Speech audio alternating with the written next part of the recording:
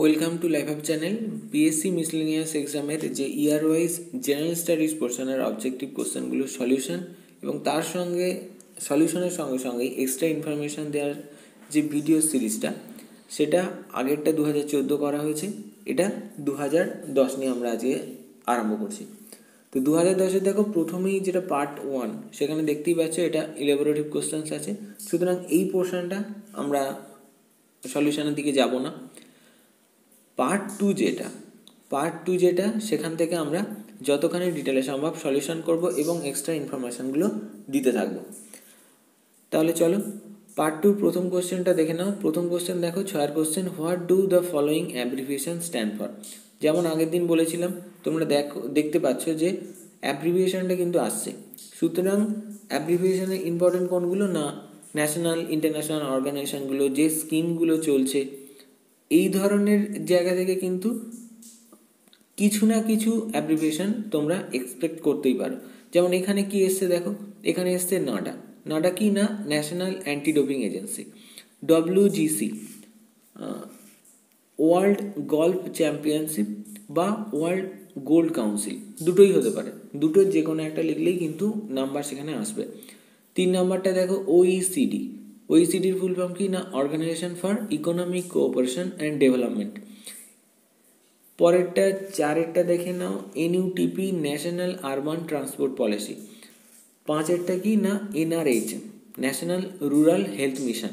তো এখানে দেখো, একটু লক্ষ্য করে দেখো যে এখানে আসছে কোনগুলো না, ন্যাশনাল অর্গানাইজেশন, কোনো ইকোনমিক ফোরাম বা ইকোনমিক অর্গানাইজেশন, যে সমস্ত পলিসি বা স্কিমগুলো, যেমন বলছিলাম ন্যাশনাল স্কিম যেগুলো চলছে সেইগুলো থেকে, এই ধরনের ইকোনমি রিলেটেড অনেক সময় অর্গানাইজেশন কিন্তু আসে।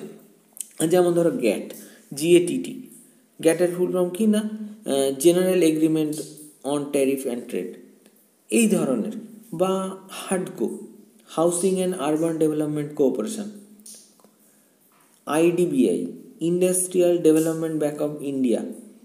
গ্যাট, হাডকো, IDBI এইগুলো কিন্তু এই ধরনের যে অর্গানাইজেশন আছে সেগুলো কিন্তু যে কোনো পরীক্ষার জন্যই ইম্পর্টেন্ট। ইসকোর নাম তোমরা অবশ্যই শুনে থাকবে। ইসকো মানে কি না, Indian iron and steel company. এই ধরনের যেগুলো ন্যাশনাল লেভেলের খুবই ইম্পর্টেন্ট যে সমস্ত অর্গানাইজেশন বা কোম্পানি বলতে পারো বা কোনো স্কিম বলতে পারো, যেমন আইজার কি না, Indian council of agriculture research. এইগুলো ভীষণ ইম্পর্টেন্ট, ভীষণ ধরনের important. MSME micro small and medium enterprise. তোমাদের যেভাবে বললাম যে এই কটা করে তো হবে না, বা আমি যে 4-5টা বললাম সেইগুলো জাস্ট মনে রাখেও কিন্তু খুব লাভ হবে না। অ্যাব্রিভিয়েশন করতে গেলে যেখান থেকে যতগুলো তোমরা পারবে সেই অ্যাব্রিভিয়েশনগুলো তোমরা দরকার হলে কোনো একটা জায়গায় টুকে নাও। ন্যাশনাল ইন্টারন্যাশনাল অর্গানাইজেশনগুলো, ইউনাইটেড স্টেটসের যে সমস্ত অর্গানাইজেশনগুলো আছে ভীষণ ইম্পর্ট্যান্ট, সেইগুলো এক জায়গায় করে নাও। সেখানে থেকে ফুল ফর্মের যে অ্যাব্রিভিয়েশন যেগুলো কোশ্চেন আসে UN থেকে কিন্তু আসার চান্স থাকেই। সুতরাং এইগুলোকে একটু মাথায় রাখতে হবে এবং লিখে প্র্যাকটিস করতে হবে। লিখে প্র্যাকটিস করা ছাড়া এখানে কিন্তু কোনো গতি নেই। 7 নম্বরটা দেখো, mention the year in which the following events took place. একবারই factual question. Broadcasting started in India. Broadcasting কবে থেকে আরম্ভ হয়েছিল? উত্তরটা দেখো এখানে দেওয়াই আছে, তোমরা দেখতেই পাচ্ছ। বোম্বেতে 23 জুলাই 1927-এ, আর ক্যালকাটা স্টেশন যেটা রেডিওর সেটা 1927-এর 26শে আগস্টে। পরের কোশ্চেনটা দেখো, পরের কোশ্চেন কি আছে। আচ্ছা, এখানে একটা কথা বলি, ধরো এখানে তো কোশ্চেন এসছে ব্রডকাস্টিং কবে স্টার্ট হয়েছে, তো এরকমও আসতে পারে, ধরো ফার্স্ট মেট্রো কবে স্টার্ট হয়েছে। ফার্স্ট মেট্রো কেন আমি ফার্স্ট মেট্রো বললাম, কারণ ফার্স্ট মেট্রো 1984-তে কলকাতায় প্রথম চালু হয়েছিল। ভারতের মধ্যে প্রথম মেট্রো কলকাতায় চালু হয়েছিল। তো এটা না আসার কিছু নয়। ইনোগরেট কে করেছিলেন না, ইন্দিরা গান্ধী ইনোগরেট করেছিলেন। ইন্দিরা গান্ধী প্রথম মেট্রো চালু হয়েছিল ভারতের মধ্যে কলকাতায়। তো এই ধরনের কোশ্চেন তোমরা এক্সপেক্ট করতে পারো। বিয়ের কোশ্চেনটা দেখো, বিয়ের কোশ্চেন যেমন আছে, মাইসোর স্টেট রিনেম কর্ণাটকা, মানে মাইসোর কবে কর্ণাটকা এই নামটা পরিবর্তন করা হলো আর কি, মাইসোর আগে নাম ছিল সেটা কর্ণাটকা করা হলো। উত্তরটা দেখো 1973 1 নভেম্বর। তার মানে কি, এই যে ধরো কোনো স্টেটের রিজেনারেশন বা কোনো স্টেটের নামকরণ করা হলো, এইগুলো কিন্তু তার মানে প্রশ্নে আসছে। সুতরাং স্টেটের নামকরণ যখন নতুন নামকরণ হয় বা একটা কিছু পাল্টায়, সেগুলো কিন্তু ইম্পর্ট্যান্ট। যেমন ধরো ট্রাভানকোর কোচিন, এটাকে কেরালা নাম হয়ে গেছিলো। কবে হয়েছিল না 1956 ট্রাভানকোর কোচিন কেরালা নাম হয়েছিল। 1 নভেম্বর 1956 কেরালা নামটা প্রথম আসে। কার জায়গায় না ট্রাভানকোর কোচিনের জায়গায়। মধ্য ভারত নামটা মধ্যপ্রদেশ হয়েছিল 1959 1959 মধ্যপ্রদেশ নাম আসে কি থেকে না মধ্য ভারত থেকে, আগে নাম ছিল মধ্য ভারত।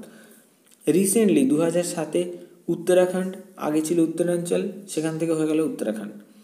তারও পরে 2011 আগে ছিল ওড়িশা, ORISSA, সেটা এখন কি না ওড়িশা, ODISHA।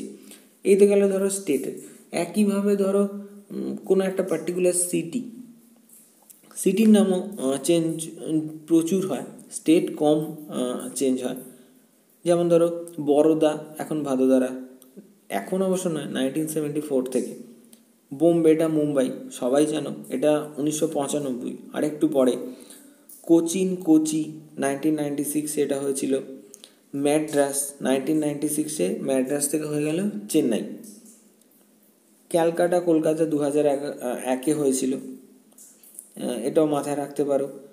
পন্ডিচেরি থেকে পুদুচেরি হয়েছিল 2006। পন্ডিচেরি থেকে পুদুচেরি হয়েছিল 2006। বেঙ্গালুরু হয়েছিল বাঙ্গালোর থেকে 2007। 2014 যেমন বেলগাঁও থেকে বেলাগাভি হয়ে গেছিলো। মাইসোর থেকে মাইসুরু হয়েছিল 2014। তো এই যেগুলো আমি বললাম মোটামুটি আরও আছে, তোমাদের বারবার বলছি আরও আছে, এইগুলো আমার মনে হয়েছে ইম্পর্টেন্ট। তো এইগুলো আরেকবার রিভাইন্ড করে নিয়ে তোমরা কোথাও একটা জায়গায় টুকে রাখতে পারো। স্টেটগুলো এবং যে কটা সিটির নাম বললাম, এইগুলো কিন্তু যদি আসে এখান থেকে আসার চান্স আছে যে হ্যাঁ এই নামটা অন্য নাম পরিবর্তন হয়েছিল, সেটা কোন সময় হয়েছিল। যদি এই ধরনের কোশ্চেন আসে তো যে নামগুলো বললাম সেগুলো কিন্তু ইম্পর্টেন্ট। এর পরের কোশ্চেনটা দেখো, পরের কোশ্চেন হচ্ছে government monopoly over civil aviation ends. এটাও একদমই ফ্যাকচুয়াল কোশ্চেন। সিভিল অ্যাভিয়েশনের ওপর গভর্নমেন্ট মোনোপলি কখন শেষ হয়ে গিয়েছিল? 1995। ডি দেখো, reserve bank of India nationalised. Reserve bank of India মানে RBI ন্যাশনালাইজড কবে হয়েছিল? 1949 1 জানুয়ারি। তো এর সঙ্গে দেখো, এর সঙ্গে কিন্তু আরও কীরকম কোশ্চেন আসতে পারে। ধরো 1969 তোমরা জানো যে 14টা ব্যাঙ্ক একসঙ্গে ন্যাশনালাইজড হয়েছিল। এর পরের সেগমেন্টে 1980 6টা ব্যাঙ্ক ন্যাশনালাইজড হয়েছিল। সুতরাং ব্যাঙ্ক ন্যাশনালাইজেশন কখন হয়েছিল, কোনটা হয়েছিল, কার সময় হয়েছিল, এগুলো ঘুরিয়ে তার মানে আসার চান্স আছে। সুতরাং ইকোনমির এই পোর্শনটা, ব্যাঙ্কিং পোর্শনটা তোমরা একটু দেখে নিও। এখন দেখো, দেখতে তো সব হবেই, কিন্তু যেখান থেকে কোশ্চেন এসেছে সেই জায়গাগুলো একটু অবশ্যই স্পেশালি জোর দিয়ে দেখে নেওয়া ভালো। যেমন ধরো প্রশ্নটা দেখো, Sikkim becomes the 22nd state of Indian union কবে? মানে সিকিম 22তম স্টেট ভারতের যে হলো সেটা কবে? 1975। এখানে কীরকম এসছে দেখো, সিকিম কবে হয়েছে, তো সিকিমের জায়গায় তো সেটা হতেই পারে গোয়া। গোয়া কবে হয়েছিল না 1961। এই ধরনের স্টেটগুলো রিজেনারেশন কখন হয়েছে, স্টেট কখন এসেছে, কোনটা কততম স্টেট, সেগুলো একটু মাথায় রেখো। 8 নম্বরটা এবার আমরা দেখে নেব। 8 নম্বরে দেখো, with which sports games are the following associated. ঠিক 2014তেও কিন্তু এরকম এসেছিলো। 2014 কি বলা ছিল না, 2014 কমনওয়েলথ গেমসে যারা মানে কমনওয়েলথ গেমসে যারা মেডেল জিতেছিল তাদের থেকেই কিছু বেছে দেওয়া হয়েছিল যে তারা কোন প্লেয়ার কোন খেলার সঙ্গে যুক্ত।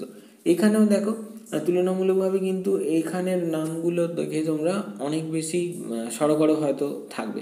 যেমন দেখো, MC Mary Kom boxing, Pankaj Advani billiards, Sushil Kumar wrestler. Sushil Kumar খুবই গুরুত্বপূর্ণ রেসলিংয়ের জগতে ওনার নাম।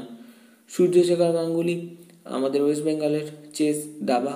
আর রাফায়েল নাদাল, যারা টেনিস খেলা দেখো, আর যারা নাও দেখো, তারাও রাফায়েল নাদালের নাম জানো না খুব কমই হয়, বা ফেডেরার বা জোকোভিচ, এদের নাম জানো না এরকম পাওয়া খুব মুশকিল হবে আমার অন্তত মনে হয়। যেমন এবারে এছাড়াও এবারের জন্য যে নামগুলো আমার মনে হয়েছে ইম্পর্টেন্ট, যেমন ধরো সৌরভ চৌধুরী, শুটিং, বজরং পুনিয়া খুবই ইম্পর্টেন্ট নামটা, wrestling, Rohan Bopanna, loan tennis, Amit fungal, ইনি হচ্ছেন বক্সিংয়ের সঙ্গে যুক্ত, দিভিজ সারান, রোহান বাপান্নার সঙ্গেই একসঙ্গে লন টেনিস পার্টনারে খেলেছিলেন, ইনি লন টেনিসের। রোহান বাপান্নাও যেমন লন টেনিসের, দিভিজ সারানও কিন্তু লন টেনিসের।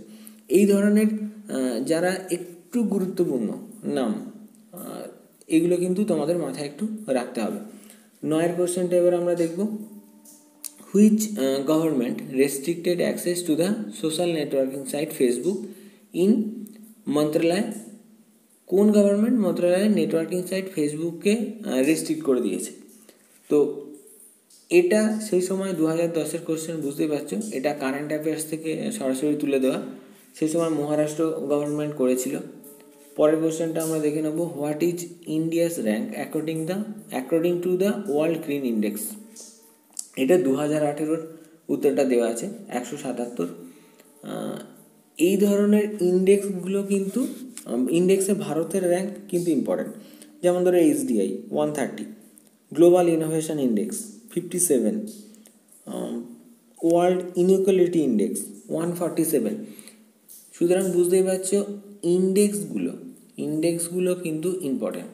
ভারতের র্যাঙ্কিং, এই ধরনের যেগুলো একটু ইম্পর্টেন্ট ইন্ডেক্স, অবশ্যই যেগুলো ইম্পর্টেন্ট ইন্ডেক্স, সেখানে ভারতের র্যাঙ্কিংটা কিন্তু খুবই ইম্পর্টেন্ট। সুতরাং দরকার হলে তোমরা একটা ইন্ডেক্সে ছোটো করে একটা খাতায় বিভিন্ন ইন্ডেক্সকে এক জায়গায় রেখে সেগুলো বারবার করে মাথায় রাখার চেষ্টা করো। পরেরটা দেখো, কোশ্চেনটা আছে, who is the author of the collection of poems called Golden Threshold? Golden Threshold এই বইটা কার লেখা? গোল্ডেন থ্রেশোল্ড এই বইটা, এটা লেখা হচ্ছে সরোজিনী নাইডুর। গোল্ডেন থ্রেশোল্ড এই বইটা লেখা হচ্ছে সরোজিনী নাইডুর। সুতরাং এখান থেকে একটা জিনিস দেখো, যে সেই সময়ের বা মডার্ন ইন্ডিয়ার, এখানে বলা যেতে পারে মডার্ন ইন্ডিয়ায় যে সমস্ত সেই সময় গুরুত্বপূর্ণ চরিত্র যারা, তাদের টুকটাক বই নামগুলো কিন্তু একটুখানি জেনে রাখা ভালো। যেমন ধরো নেহেরুর দ্য ডিসকভারি অফ ইন্ডিয়া, খুবই গুরুত্বপূর্ণ। Glimpses of the world history নেহেরুরই। নেতাজি যেমন an Indian pilgrim, the Indian struggle 1920 থেকে 1942, এই দুটোই নেতাজির। আগের যে দুটো বললাম সেটা নেহেরুর। গান্ধীজির বই story of my experience with truth, autobiography owner. Hind Swaraj, Indian home rule, যেটা হিন্দ স্বরাজটাই ইংরাজিটা হচ্ছে ইন্ডিয়ান হোম রুল। এই বইগুলোর নাম, কে এই বইগুলোর লেখক, এইগুলো একটু মাথায় রেখো। এই মডার্ন ইন্ডিয়া থেকে এই ধরনের প্রশ্ন তার মানে আসতেই পারে। এছাড়াও তো কারেন্ট অ্যাফেয়ার্সের যে সেকশানটা, ধরো সেখানে বুকস অ্যান্ড অথর্স রিলেটেড কিন্তু যা ইচ্ছাই আসতে পারে। এছাড়াও তোমরা এই ধরনের গুরুত্বপূর্ণ চরিত্র যেগুলো আমাদের হিস্ট্রিতে আছে, তাদের লেখা বই বা ম্যাগাজিন, এগুলো তার মানে তোমাদের একটু মনে রাখতে লাগবে। পরের কোশ্চেনটা দেখো, দেওয়া আছে যে হু is the founder of world economic forum? World economic ফোরামের ফাউন্ডার কে? ওয়ার্ল্ড ইকোনমিক ফোরাম ভীষণ গুরুত্বপূর্ণ একটা সংস্থা। যেমন আমি আগে বলছিলাম যে এই ধরনের পরীক্ষাগুলোর জন্য ন্যাশনাল আর ইন্টারন্যাশনাল সংস্থাগুলো কিন্তু ইম্পর্টেন্ট। অ্যাব্রিভিয়েশনের কথাই বলো বা সেখান থেকে দেখো প্রশ্নও এসেছে। তো ওয়ার্ল্ড ইকোনমিক ফোরামের ফাউন্ডার কে? না, ক্লোয়াস শাহব, ইনি হচ্ছেন ওয়ার্ল্ড ইকোনমিক ফোরামের ফাউন্ডার। এরপরে দেখো 10-এর কোশ্চেনগুলো আমরা একটু দেখে নিচ্ছি। 10-এর first question, which judicial post in India came under the purview of the RTI act with the judgement of the Delhi high court? উত্তরটা কি? না, সুপ্রিম কোর্ট অফ ইন্ডিয়া। বিয়ের কোশ্চেনটা দেখো, which Indian city become the first destination outside US and Europe two host the marathon flame? Marathon flame host করার জন্য ভারতের কোন সিটি আউটসাইড ইউএস আর ইউরোপের মধ্যে ভারতের কোন সিটি প্রথম হিসাবে আর কি এলো যেখানে মারাথন ফিল্মটা হলো? মারাথন ফিল্মটা কি? মারাথন ফিল্মটা হচ্ছে 1972 এর থেকে এই ম্যারাথন ফিল্মটা চলে আসছে। মারাথন ফিল্মের যেটা হচ্ছে এটা হচ্ছে যে ম্যারাথন রান যেটা হয় এটা গ্রিসের এথেন্সে, তোমরা জানো সবাই। তো এটাও কিন্তু একটা কারেন্ট অ্যাফেয়ার্স থেকে কোশ্চেন, 2010-এ মুম্বাইতে এটা হয়েছিল। সুতরাং বুঝতেই পারছো কারেন্ট অ্যাফেয়ার্স সেগমেন্ট থেকে কিন্তু কোশ্চেন এই ধরনের কোশ্চেন আসবেই। সুতরাং কারেন্ট অ্যাফেয়ার্স একটু বাদ দিলে মুশকিল। পরের কোশ্চেনটা দেখো, first municipal corporation set up in India, history question. ম্যাড্রাসে হয়েছিল 1687-এ, 1687-তে ম্যাড্রাসে প্রথম মিউনিসিপ্যাল কর্পোরেশন ভারতের মধ্যে হয়েছিল। পরেরটা দেখো, Shompen tribes is found in, কোথায় পাওয়া যায়? গ্রেট নিকোবর আইল্যান্ডে পাওয়া যায়। 2014-এ একই রকমভাবে এসেছিল জারোয়া। তো তখন আমি বলেছিলাম যে ভারতের যে ট্রাইবগুলো ইম্পর্টেন্ট, যে ট্রাইবগুলো তার লোকেশানগুলো কিন্তু প্রচণ্ড ইম্পর্টেন্ট ট্রাইবের লোকেশানগুলো কিন্তু প্রচণ্ড ইম্পর্টেন্ট। সুতরাং তোমাদের ট্রাইব কোথায় কোন ট্রাইব আছে সেটা একটুখানি দেখে রাখতেই হবে। এরপরে আমি বলছি, যেমন ধরো এবারের জন্য সেন্টিনেলিজ, ওনজে, এগুলো আন্দামান নিকোবরেই পাওয়া যায়। সেন্টিনেলিজটা তো খুব ইম্পর্টেন্ট, সেন্টিনেলিজটা এবারের জন্য খুব ইম্পর্টেন্ট। পরেরটা দেখো, which organisation given the crystal award? Crystal অ্যাওয়ার্ডটা কোন অর্গানাইজেশন দেয়? World economic forum. দেখো এবারই ওয়ার্ল্ড ইকোনমিক ফোরাম নিয়ে কিন্তু আর একটা আগে কোশ্চেন আমরা পেয়েছি। ওয়ার্ল্ড ইকোনমিক ফোরাম ক্রিস্টাল অ্যাওয়ার্ডটা দেয়। ক্রিস্টাল অ্যাওয়ার্ড 2018, ক্রিস্টাল অ্যাওয়ার্ড 2018 যে তিনজন পেয়েছে তাদের নাম হচ্ছে কেট ব্ল্যানচেট, এলটন জন আর শাহরুখ খান। কেন আমি বললাম বুঝতেই পারছো, ভারতের একজন শাহরুখ খান, সবাই নাম জানো, আলাদা করে বলার লাগে না। শাহরুখ খান কিন্তু তিনজনের মধ্যে একজন এবারের 2018 ক্রিস্টাল অ্যাওয়ার্ডে, সেই জন্য এটা ইম্পর্টেন্ট হলেও হতে পারে। ওয়ার্ল্ড ইকোনমিক ফোরাম অনেকগুলো ইন্ডেক্স দেয়, তার মধ্যে যেমন ধরো জেন্ডার গ্যাপ ইন্ডেক্স, এটা ওয়ার্ল্ড ইকোনমিক ফোরাম দেয়। ইন্ডিয়ার র্যাঙ্ক কত জেন্ডার গ্যাপ ইন্ডেক্সে? 108, আর এখানে ফার্স্ট হচ্ছে আইসল্যান্ড। বিভিন্ন যে সমস্ত ইন্টারন্যাশনাল অর্গানাইজেশান যে সমস্ত ইন্ডেক্সিংগুলো করে সেখানে ভারতের র্যাঙ্ক ভীষণ ইম্পর্টেন্ট। যতগুলো পারবে মনে রাখার, কিন্তু চেষ্টা করবে দরকার হলে একটা খাতায় লিখে সেই র্যাঙ্কগুলো আলাদা আলাদা করে কোন ইন্ডেক্সে ভারতের র্যাঙ্ক কত সেগুলো লিখলে এবং সেগুলো বারবার পড়তে আরম্ভ করলে। যেমন ধরো গ্লোবাল কম্পিটিটিভ ইন্ডেক্স, ভারতের র্যাঙ্ক হচ্ছে 58, এখানে আবার ইউএস ফার্স্ট। ভারতের র্যাঙ্কগুলো মাথায় রাখার তো চেষ্টা করতেই হবে, কে ফার্স্ট বা কে লাস্ট সেটা পরের ব্যাপার, কিন্তু ভারতের র্যাঙ্কটা মাস্ট। এই গেল 2010-এর মিসলেনিয়াস যে জেনারেল স্টাডিজের সেগমেন্টের অবজেক্টিভ কোশ্চেনগুলো সলিউশন, এবং যতখানি পারলাম এক্সট্রা ইনফরমেশান দেওয়ার চেষ্টা করলাম। এবং কোশ্চেনের অ্যাপ্রোচটা কিন্তু তোমাদের বুঝতে হবে, কোশ্চেন অ্যানালিসিস করা মানেই কিন্তু সেখান থেকে কোশ্চেনের অ্যাপ্রোচটা ধরতে পারা। কোশ্চেনের অ্যাপ্রোচ ধরলে কী জিনিসগুলো পড়বে সেগুলো অনেক সহজ হয়ে যায়। তো 2010-এর পরে আমরা এর পরের যে সালটা সেটা আমরা আনবো, খুব তাড়াতাড়ি আনবো। ভিডিওটা যদি ভালো লাগে তাহলে অবশ্যই লাইক শেয়ার কমেন্ট করো, আর যদি লাইফ হাব চ্যানেলে তুমি নতুন হও তাহলে অবশ্যই লাইফ হাব চ্যানেলকে সাবস্ক্রাইব করে নিও। লাইফ হাব চ্যানেলে আরও অনেক ভিডিও আছে যাদের লিঙ্কগুলো তোমরা ডেসক্রিপশান বক্সের নিচে পেয়ে যাবে।